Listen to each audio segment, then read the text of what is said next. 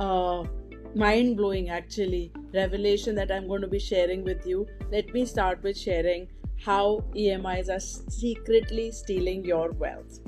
And actually, you'll be bowled over just as I was when I originally found this concept. So, I made a bold claim that you are going to be losing 52 lakhs. An average professional, that's what an average professional is losing over their lifetime to simply paying interest. This does not include the capital, of course, of the house that you've taken an EMI for. It's not the face value of the car that you've paid. This 52 lakh is simply the interest amount that you're going to be paying to the bank.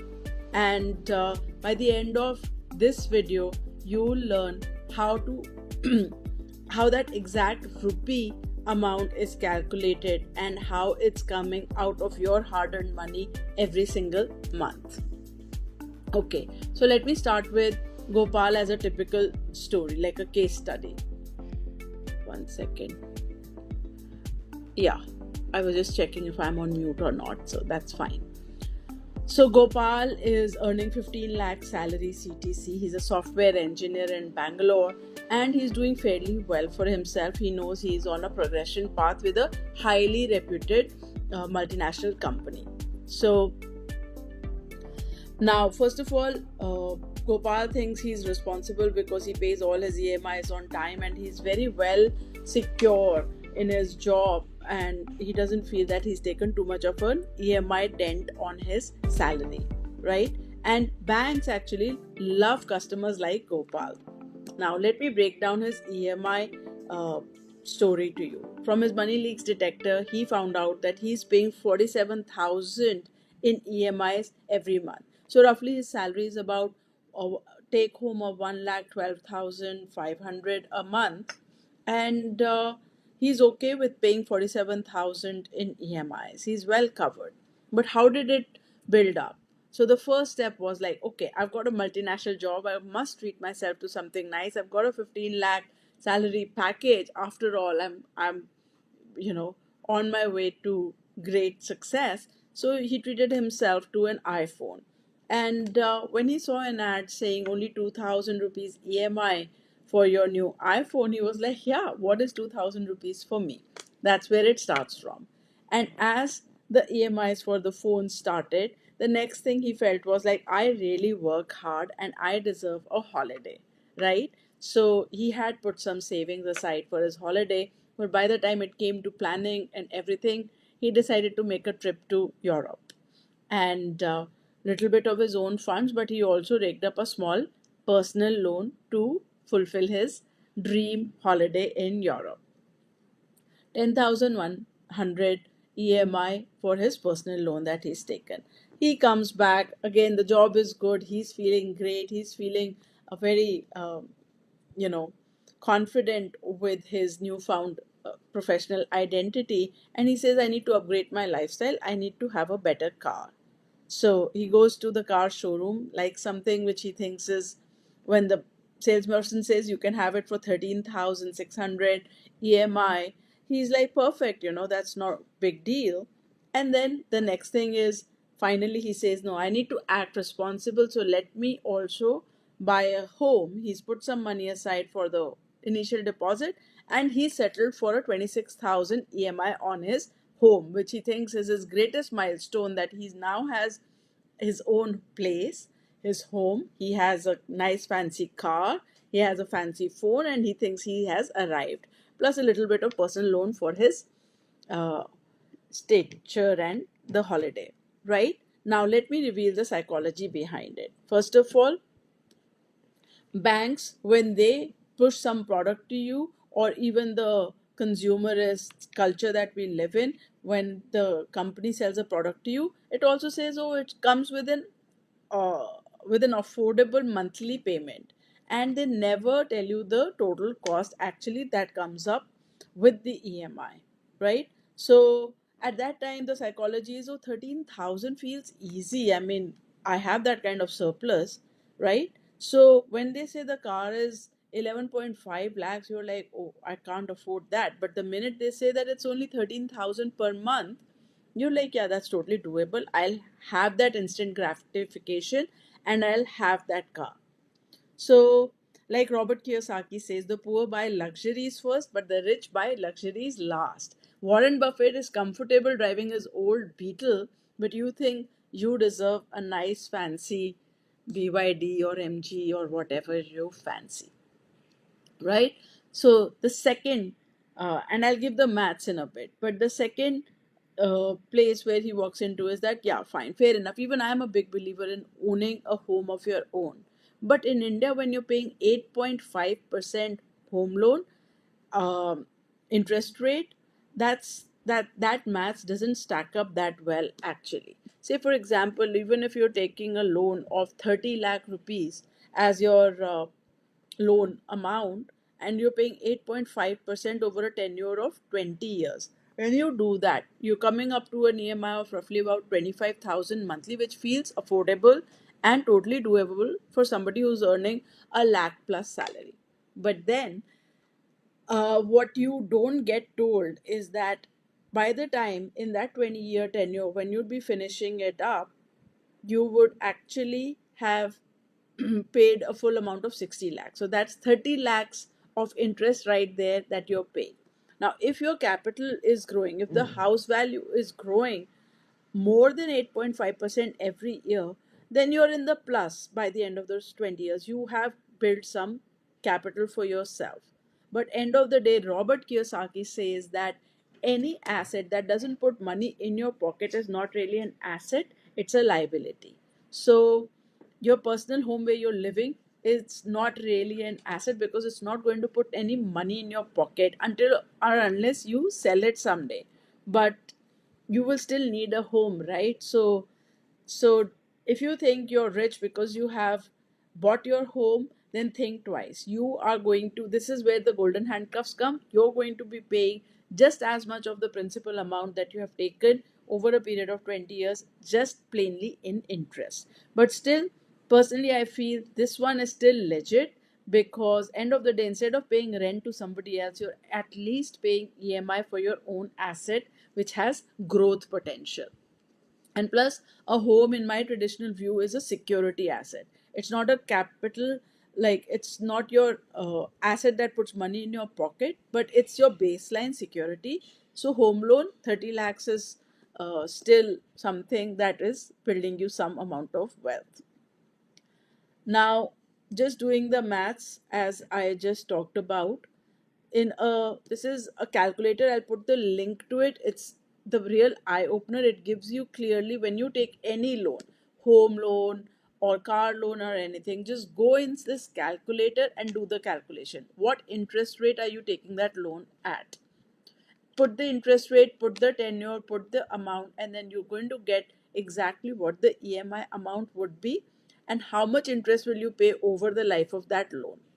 So in Gopal's case, it's 32 lakhs 48,000 of interest that will be paid, and the net total amount that will be paid against the 30 lakh home loan will be 62 lakhs 48,327.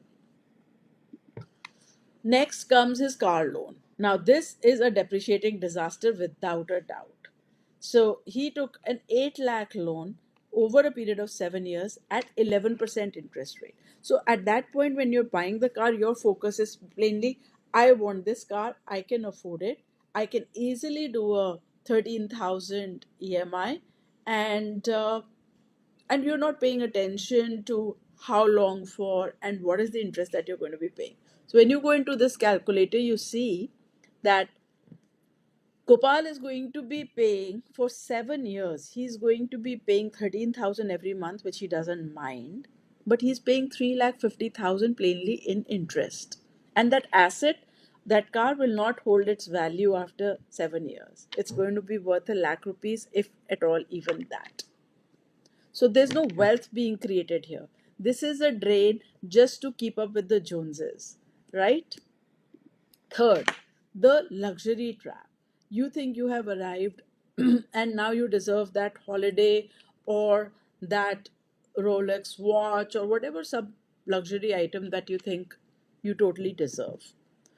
Fair enough, if you have earned it and you can afford it, you must go ahead and do it. But there are also people who are doing holidays on EMIs, who are doing lots of other things on EMIs. I don't even know what all, right?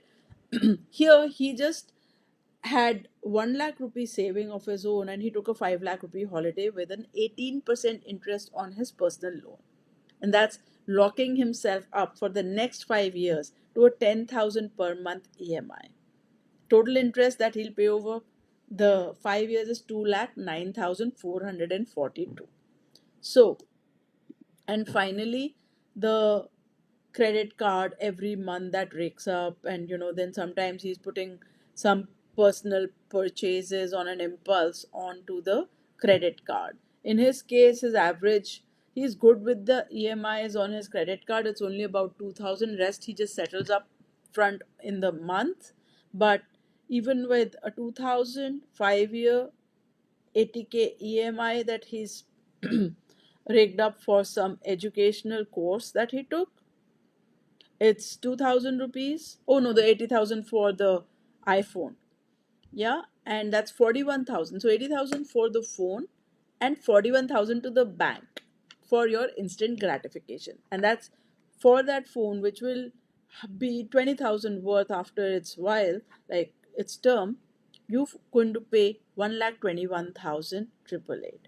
So this is how, if you do the maths, the total maths, home, car, personal loan, credit card loans, total interest is 38 lakh 50,000 already that he's going to be paying.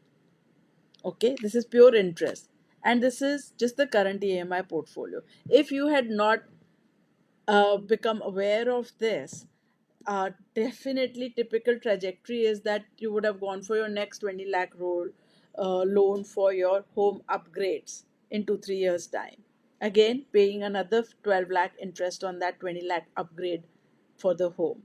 And then the wife comes in, maybe you'll take some wedding loan as well. I'm not calculating that.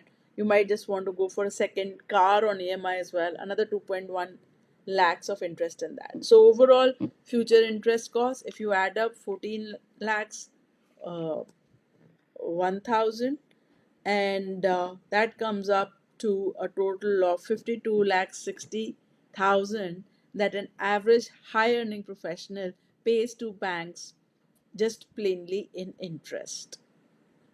So I thought it's important to know that this is your biggest money leak, which goes totally unnoticed. The interest that you pay to banks and for being their highly privileged customers, right? Now, just look at the opportunity cost here.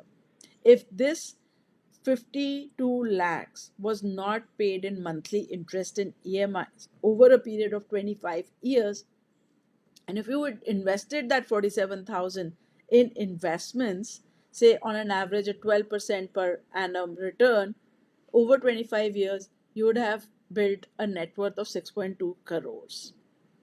So the difference is 6.67 crores.